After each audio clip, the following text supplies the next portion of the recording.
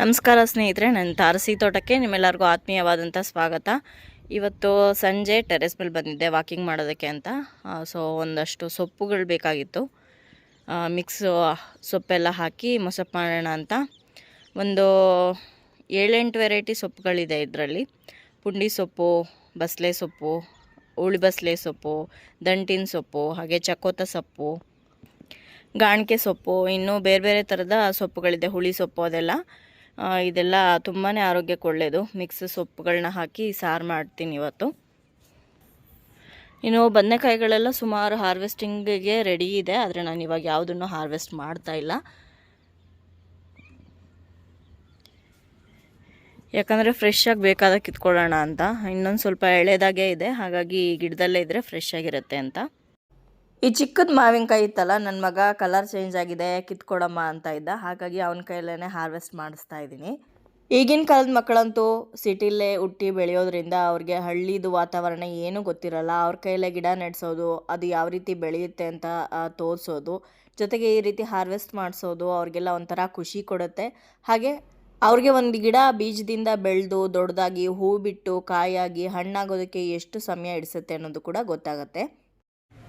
ಶಂಖಪುಷ್ಪದ ಹೂವು ಈ ಗಿಡ ಸುಮಾರು ದಿವಸದಿಂದ ಇತ್ತು ನನ್ನ ಹತ್ರ, ಆದರೆ ಆಮೇಲೆ ಹಾಕೇ ಇರಲಿಲ್ಲ. ನಾನು ಬೀಜಗಳು ಕಲೆಕ್ಟ್ ಮಾಡ್ಕೊಂಡಿದ್ದೆ, ಮೊನ್ನೆ ಹಾಕಿದೆ. ಮನೆ ಮುಂದೆ ಹಾಕಿರೋದು, ತುಳಸಿ ಗಿಡದ ಪಕ್ಕದಲ್ಲಿ ಹಾಕಿದ್ದೀನಿ. ಮೊನ್ನೆ ಒಂದು ಹೂ ಬಿಟ್ಟಿತ್ತು, ಇವತ್ತು ಒಂದು ಹೂ ಬಿಟ್ಟಿದೆ, ಮತ್ತು ಇಲ್ಲಿ ಮೊಗ್ಗುಗಳಿದೆ. ತುಂಬಾ ಹೂ ಬಿಡುತ್ತೆ. ಇದು ನೆಕ್ಸ್ಟ್ ಟೈಮ್ ಮಾರ್ನಿಂಗು ಬೆಳಗ್ಗೆನೇ ಬಂದು ಬದನೆಕಾಯಿಗಳನ್ನೆಲ್ಲ ಹಾರ್ವೆಸ್ಟ್ ಮಾಡ್ಕೊಂಡಿದ್ದೀನಿ. ಒಂದು ಬುಟ್ಟಿ ಪೂರ್ತಿಯಾಗಿ ಬದನೆಕಾಯಿಗಳು ಸಿಕ್ಕಿದೆ. ಸುಮಾರು ಒಂದು 1.5 kg ಇರ್ಬೋದು. ನನ್ನ ಫ್ರೆಂಡ್ಸು ಹಾಗೆ ನಮ್ಮ ಬಾಡಿಗೆ ಮನೇಲಿರೋರು ಗೊತ್ತಿರೋರಿಗೆಲ್ಲರಿಗೂ ಶೇರ್ ಮಾಡ್ಕೊತೀನಿ. ಇಷ್ಟು ನಾನೇ ಯೂಸ್ ಮಾಡಲ್ಲ. ಡಬಲ್ ಕಲರ್ ರೋಸ್ ಅರಳಿದೆ ನೋಡಿ, ಫುಲ್ ಅರಳಿದೆ, ತುಂಬ ಚೆನ್ನಾಗಿ ಕಾಣಿಸ್ತಾ ಇದೆ. ಯೆಲ್ಲೋ ಮತ್ತು ಆರೆಂಜ್.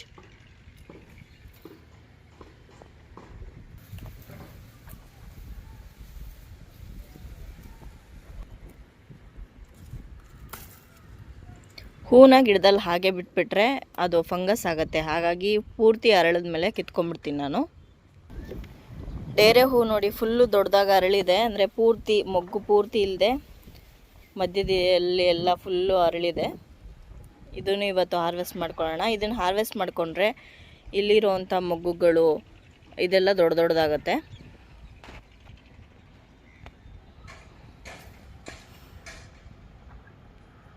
ಫಸ್ಟ್ ಡೇರೆ ಈ ವರ್ಷದ್ದು.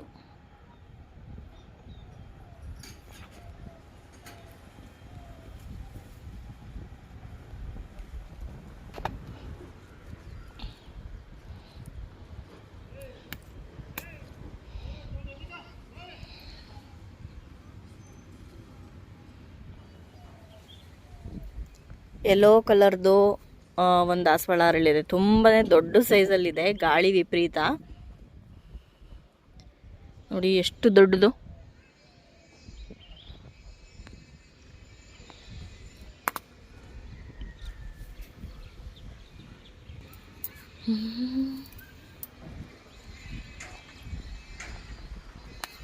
ರೆಡ್ ಕಲರ್ ದಾಸವಾಳ. ಈ ಗಿಡದಲ್ಲಿ ಜಾಸ್ತಿ ಹೂ ಬಿಡ್ತಾ ಇತ್ತಲ್ಲ, ಇವಾಗ ಫುಲ್ ಕಡಿಮೆ ಆಗಿದೆ, ಬರೀ 1-2 ಸಿಗ್ತಾ ಇದೆ.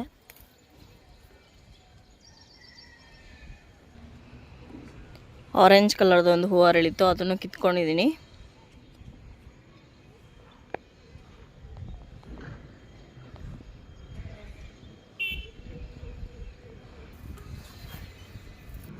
ಇದೆಲ್ಲ ಜಾಜಿ ಹೂಗಳು. ಇಲ್ಲೊಂದು ರೋಸ್ ಇದೆ, ಇದು ಕೂಡ ಅರಳಿದೆ. ಇದೆಲ್ಲ ಸ್ವೀಟ್ ಲೈಮ್ ಕಾಯಿಗಳಾಗಿದೆ, ಇನ್ನೂ ಹಣ್ಣಾಗಬೇಕು, ಸುಮಾರಷ್ಟಿದೆ ಗಿಡದಲ್ಲಿ. ನೋಡಿ ಇಲ್ಲಿ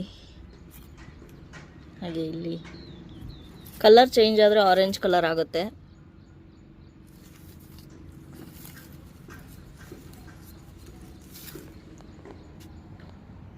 ಇದು ಮಾವಿನಕಾಯಿ ಗಿಡದಲ್ಲಿ ಮಾವಿನಕಾಯಿಗಳಿಗೆ ಕವರ್ ಕಟ್ಟಿದ್ವಲ್ಲ, ಕೆಳಗಡೆ ಇದ್ದಿದ್ದ ಕಾಯಿ ಸ್ವಲ್ಪ ಹಣ್ಣಾಗ್ತಾ ಇದೆ.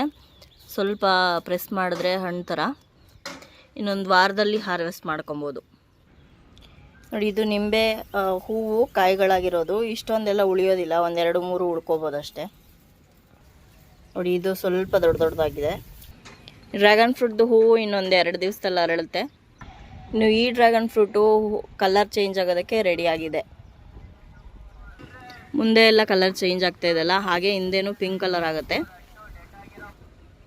ಇದಾಗಿತ್ತು ನನ್ನ ಗಾರ್ಡನಿಂಗ್ ವಿಡಿಯೋ. ನಿಮ್ಮೆಲ್ಲರಿಗೂ ಇಷ್ಟ ಆಗಿದೆ ಅಂತ ಭಾವಿಸ್ತೀನಿ. ಇಷ್ಟ ಆಗಿದ್ರೆ ಲೈಕ್ ಮಾಡಿ, ಶೇರ್ ಮಾಡಿ, ಕಮೆಂಟ್ ಮಾಡಿ.